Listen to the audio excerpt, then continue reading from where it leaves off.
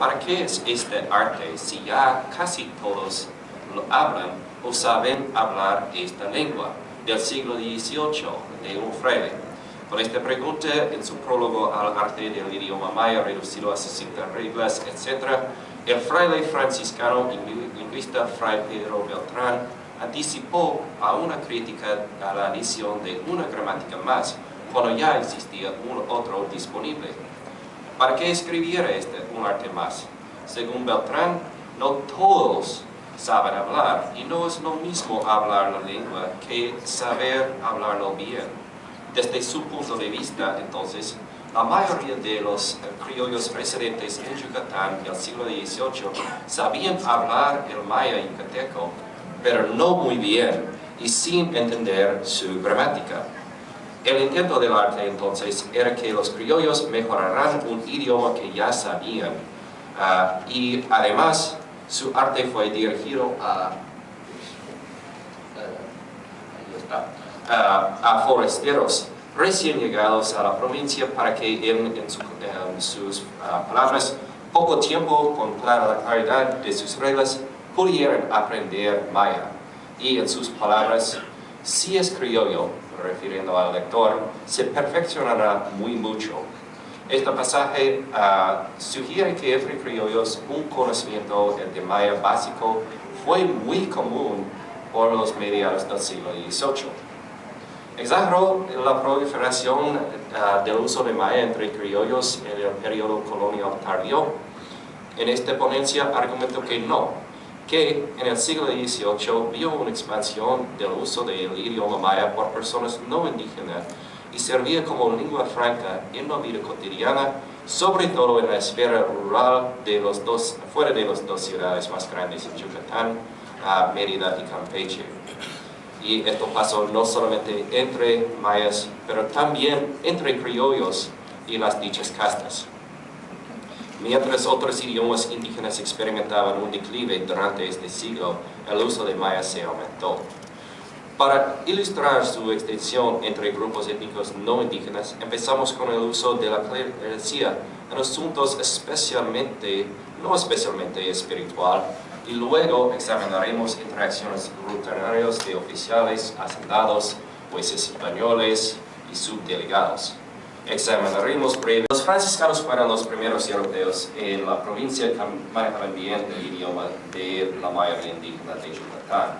Aunque los jesuitas y muchos curas de las filas de los clérigos seculares también aprendieron maya, los franciscanos mantuvieron su posición como especialistas lingüísticos destacados en Yucatán. Fray Pedro Beltrán, por ejemplo, el autor del arte arriba mencionado, trabajaba como maestro de maya en el convento. Había dejado de ser monopolizado por franciscanos. Fray Pedro escribió el arte, pero el rector del colegio jesuita, Martín del Puerto, dictaminó un parecer a favor de su publicación. Un párroco, un cura secular, también experto en el idioma maya, Dr. Don Francisco Eugenio Domínguez, también contribuyó una censura. Así bien, hacia el siglo XVIII, varios curas y frailes tenían aptitud en el idioma maya. Dr. Domínguez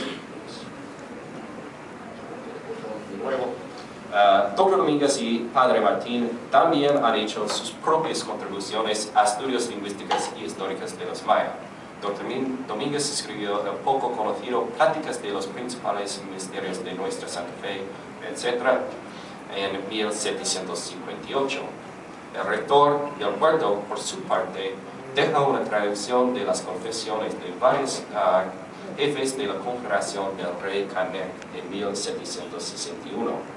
El rector jesuita tal vez proporcionó el reporte de los eventos más detallado dado por los líderes de la rebelión indígena. Fluido en leer y escribir en maya yucateco, fue él quien había confesado 8 de los líderes antes de su ejecución. Pero parece que entre los clérigos, entre la clerecía, el uso de maya todavía era más arraigado entre los franciscanos. En asuntos cotidianos, parece que ciertos frailes mezclaron palabras mayas dentro de documentos que oficialmente deben haber sido escritos solamente en castellano. En un libro de bautismos procedente de Chicxulub, de las últimas décadas del periodo colonial en Yucatán, unos frailes usaban palabras mayas y castellanas casi aleatoriamente. En 1782, Fray Francisco Sánchez escribió una versión de castellano nada ortográficamente español estándar, la siguiente frase: en 6 de enero de 783 años bauticé y puse los santos óleos a Tomás, hijo de Antonio Pech y de María Tun. Antes de cambiar a palabras mayas, observando que los padrinos fueran residentes de Chicxulub, Cahnalhuay, Ticaj, Chicxulub, Lai, padrinos, Juan Pech y Luis May. Este formato en que cada registro se empezaba en castellano y terminó con palabras mayas persistió para 3 años, dando la fecha del bautismo en castellano y luego identificando el lugar y los padrinos en maya. Parece que solamente 1 o 2 manos apuntó los bautismos entre 1782 y 1785, pero 3 frailes, todos llamados franciscos, afirmaron sus apellidos fueron Sánchez, Figueroa y Sosaya. A partir de 1785, las entradas cambiaron, con una mezcla distinta de maya y castellano. En lugar de empezar en castellano como en tal cual fecha, los frailes luego abrieron la frase con Quele, maya para hoy. En lugar de usar canal, ya usaban natural y vecino. Pero para términos de parentesco, maya prevaleció en la versión más tarde. Los padres parecen identificados como Yun y Na. Obviamente los frailes dominaban maya escrito tanto como hablado, igual como el español, o posiblemente estaban más acostumbrados a usar una mezcla de los dos idiomas. Hemos visto que el uso de maya entre los franciscanos persistió hasta los finales del siglo XVIII y más allá, pero los curas sin hábitos también demostraron una aptitud en maya. Según el cura de Yaxcabá de los principios del siglo XIX, don Bartolomé de José del Granado Baeza, escribiendo en 1813, nos dijo: en el único idioma maya que se usa en esta provincia hay catequismo de doctrina cristiana aprobado por los señores obispos. El adoctrinamiento en maya continuó a pesar de una política virreinal que promovió la castellanización de la población indígena, dado que predicar en español habría sido bastante ineficaz. Curas en Yucatán también se destacan por su fluidez por personas ajenas de la provincia. Por ejemplo, el gobernador del presidio de Petén señaló su preferencia para curas de Yucatán en su competencia parroquial con los dominicanos, sobre todo por su fluidez en maya yucateco, mucho más parecido a la maya itzá que los idiomas mayas en otras zonas en Guatemala en que los dominicanos tenían su formación. Pero no debemos pensar que los curas solamente usaban el uso de maya, su aptitud en maya, para fines espirituales. En algunas ocasiones se aprovecharon de sus aptitudes lingüísticas para fines muy ajenos de predicar, adoctrinar, educar y dirigir las actividades de la parroquia. A veces, el dominio de maya yucateco de los curas se usaba para entrometerse en la política local, para influir a testigos y presionarles en ciertos casos que se callarán. Unos ejemplares provenientes del proceso que resultó del notorio asesinato de Don Lucas de Gálvez en 1792 ilustran unos ejemplares de curas usando maya para objetivos nada religiosos. Cuando los jueces comisionados en el caso del asesinato se mencionó anteriormente, comenzaron a enfocar en el sobrino del obispo, don Toribio del Mazo, como reo principal, curas de rango alto con vínculos muy estrechos con el prelado más poderoso de la provincia, intentaron disuadir a los mayas de dar declaraciones revelando que el mismo sobrino se ausentó durante la semana después y antes del asesinato del pueblo de Chiquinzonó. Cuando las autoridades comenzaron a cuestionar la veracidad de la portada del obispo, del sobrino del obispo, quien afirmaba que nunca había dejado a Chiquinzonó en la semana antes y después del asesinato, los curas le apoyaban en sus esfuerzos de esconder su ausencia del pueblo. Aprovechando de su capacidad para escribir documentos mayas que podrían convencer a peninsulares sin raíces en Yucatán que fueran escritos por autores indígenas, los curas en Chiquinzonó formaban una corporación con una minoría de los oficiales mayas aliados y otros coaccionados para componer una falsa certificación firmada por solamente dos principales mayas. Los dos primeros jueces comisionados, uno de Guatemala y otro de España, aceptaron esta verificación como documento auténtico sin verificar su paternidad literaria. El tercer juez comisionado, Dr. Don Francisco Guillén, con su experiencia en el juzgado de la acordada en México, llevó una perspectiva más escéptica. Y repasando el documento e interrogando sus supuestos autores, determinó que el documento fue fraudulento, dictado por un criollo, firmado solamente por dos principales mayas bajo coacciones, sobornados e intimidados por un cura con una larga historia de participación en la política rural. Y ahí está famoso Lucas de Gálvez. Y este cura, este primer documento es de 1767 y había por 30 años intrometido varias veces en la política local al lado de varios obispos anteriores. También era juez eclesiástico y también intérprete de los eclesiástico igual a Manuel Correa. A primera vista, el documento de que estaba detrás, escrito en maya y firmado por el cura y el batán, afirmó que el sobrino había estado en Chiquinzonó enfermo y recuperando en la cama, pero nunca ausente en la semana antes del asesinato. Luego reveló que bajo presión había escrito otro y no fue capitular indígena, de hecho fue auxiliar de la iglesia y firmaron solamente del batán bajo presión y según las declaraciones del mismo batán de don Gregorio Yamá, dijo que lo firmó bajo amenazas también impulsado por la oferta de una cantidad de aguardiente. La remoción del padre Correa de su parroquia en Chiquinzonó en 1795 no se acabó con la intromisión de curas en los asuntos de los jueces comisionados. Dos de los sucesores del padre Correa, don Domingo de Cárdenas y don Jacinto Rubio, así como el cura de Ecpetz, pueblo vecindario, también sabían leer y escribir en maya e igualmente decidió por frustrar los esfuerzos del subdelegado y el juez español en sus intentos de ayudar al juez comisionado. Su capacidad de escribir en maya les permitía comunicarse a través de mensajes clandestinos llevados por los dichos principales de los dos pueblos. El cura de Ecpetz, don José Agustín Barbosa, fue aún más intimidante en relación con el testimonio de sus feligreses en relación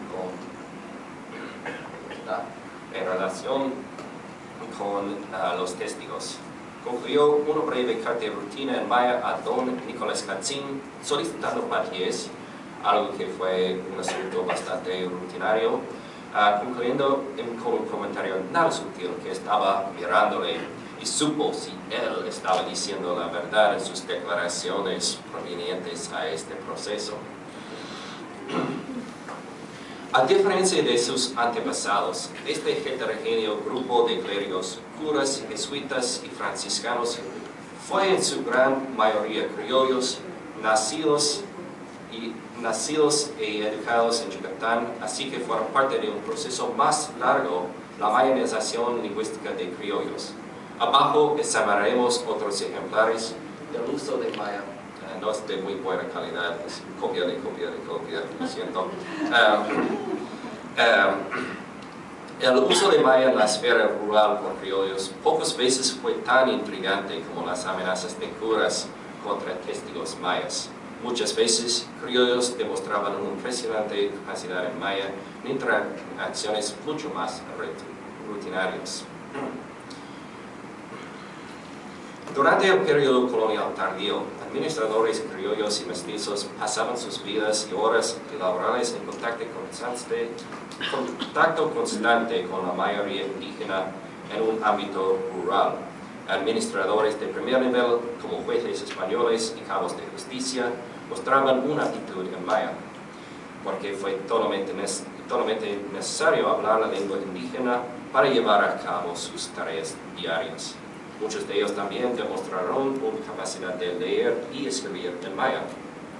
Inmediatamente después del asesinato de Mil, que arriba mencionado, se distribuyeron a lo largo de los principales carreteros bandos mandando la detención de cualquier persona, entre comillas, sospechosa o aún sencillamente viajando sin pasaporte.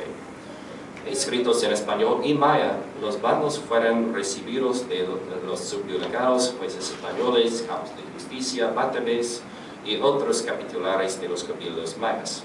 Don Esteban de Castro, intérprete general, tradujo los bandos de castellano a maya.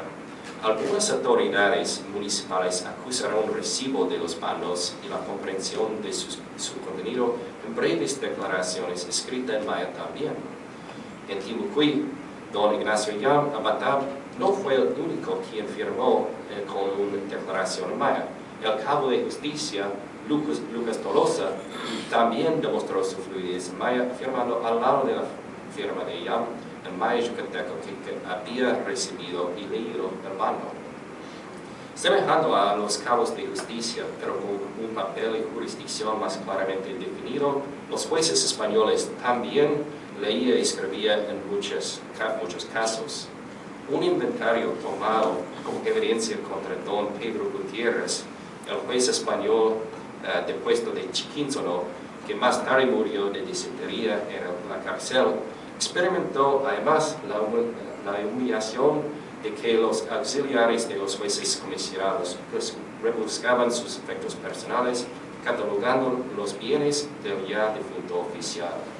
Le confiscaron 5 documentos en idioma maya. 3 fueron de autores mayas, 2 del cacique don Gregorio Yamá y otro de Palino Canché, uno de los 2 alcaldes. 2 de ellos fueron producidos por no mayas, uno por Eulogio Tomás, uno de unas 50 afro-yucatecos residentes en el pueblo, y otro era la traducción en maya del bando que mencionaba arriba. Otra evidencia sugiere que el juez español fallecido estaba completamente bilingüe. Su viuda, Tomasa Santos, y su hija, quien estaba identificada como española al lado de sus declaraciones, solo hablaban maya y hacían falta la asistencia de un intérprete cuando fueron interrogados en un proceso distinto a la investigación mencionada arriba. Jueces españoles y cabos de justicia tenían interacciones limitadas con hispanoparlantes y pasaron la mayoría de sus vidas laborales con mayaparlantes. Pero administradores del rango más alto también mostraron una fluidez en maya impresionante. El superior directo de Gutiérrez, el subdelegado don Rafael Pastrana, depuesto por también sospechoso de complicidad en falsificar la certificación de la inocencia de don Toribio, tenía muchos, en comillas, papeles de indios sin traducciones en su poder al momento de su detención en 1794. Sus papeles confiscados incluyen un, en comillas, expediente de indios, una certificación de Zacalaca con respecto a una disputa sobre propiedad de una pequeña hacienda y 44 más papeles de indios, en comillas, que las autoridades no describieron en más detalle. En la cima de la estructura de mando del oriente de Yucatán, el teniente del gobernador de Valladolid, don Juan Francisco Muñoz, escribió con confianza en maya. Muñoz no fiaba en intérpretes para traducir decretos oficiales, produciendo traducciones hechas por sí mismo una desviación del protocolo normal. Como teniente del gobernador de Valladolid, una vía relativamente distante de los dos centros urbanos de Yucatán, la habilidad de escribir y leer maya proporcionó a un administrador una clara ventaja en la comunicación con la mayoría de la población. Sin la ayuda del intérprete, tradujo cédulas reales y otros órdenes, incluyendo una publicidad sobre la ascensión de un nuevo gobernador en 1785 y nuevas regulaciones sobre las elecciones de cabildos del pueblo en 1789. Muñoz escribió con fluidez, prolíficamente y confianza maya, aunque muchos de los documentos de que era autor se encuentran en estado fragmentario en su actualidad, solamente en la biblioteca Newbery. Su dominio del idioma es evidente.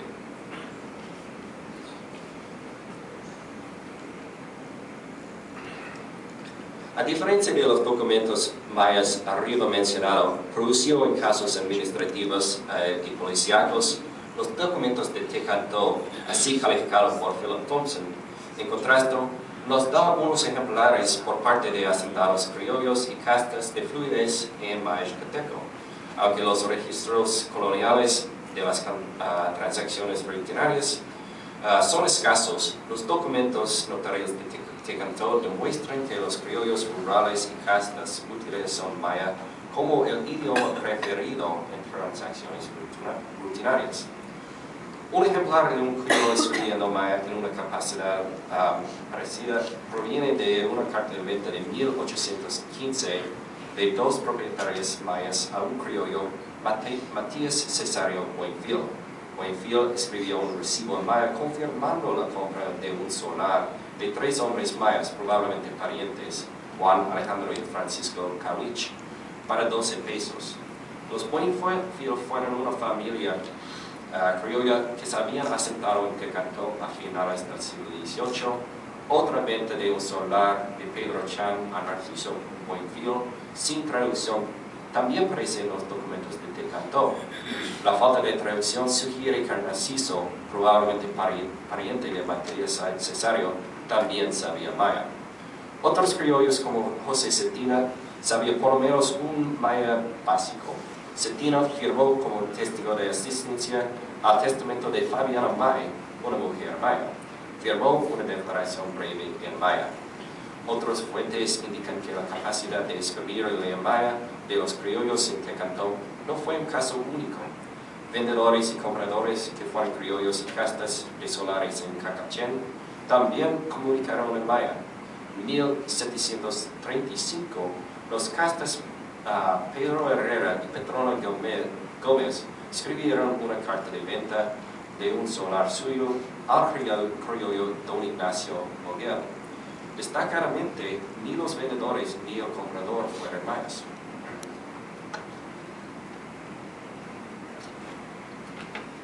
El crecido número de criollos en la zona rural fue acompañado de un aumento en la población de las dichas castas, especialmente afro-yucatecos. Parece que en muchas instancias las castas residentes en pueblos pequeños hablaban primariamente maya. Para dar un ejemplar, el sargento de milicias urbanas de Chiquinzoro, Manuel Rajón, necesitó un intérprete por ser, en sus propias palabras, muy poco versado en el castellano y saber muy bien la lengua maya. Unos pocos también sabían leer y escribir en maya, como hemos mencionado en el caso del documento en maya de Eudoquio Tomás. Otras castas, incluyendo algunos de Tecantó, también se llevaron a cabo a los asuntos rutinarios en maya. Juan Bautista Coronado, un afro-yucateco o mestizo, redactó un testamento en maya a finales del siglo XVIII o principios del siglo XIX. No tiene fecha, en un documento aprobado posteriormente por el Cabildo Indígena.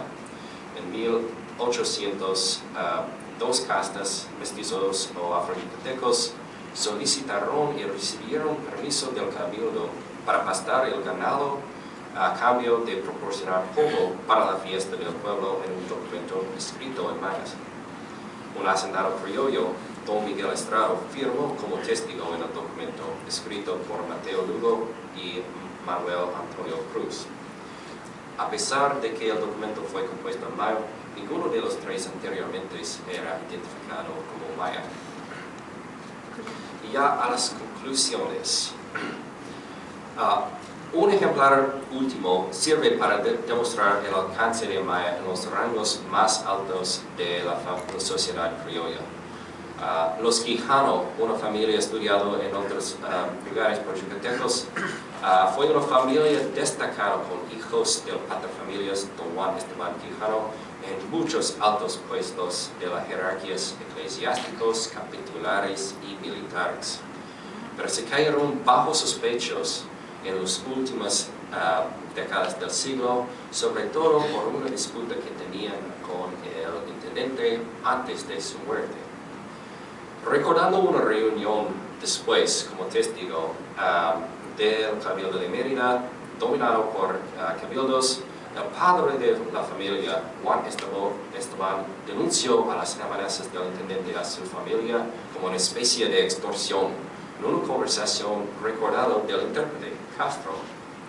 El fin de la persecución y los castigos impuestos a la familia por el intendente fue, desde su punto de vista, motivado por un deseo de multarles y sacarles dinero de los cofres extensos de esta dinastía poderosa.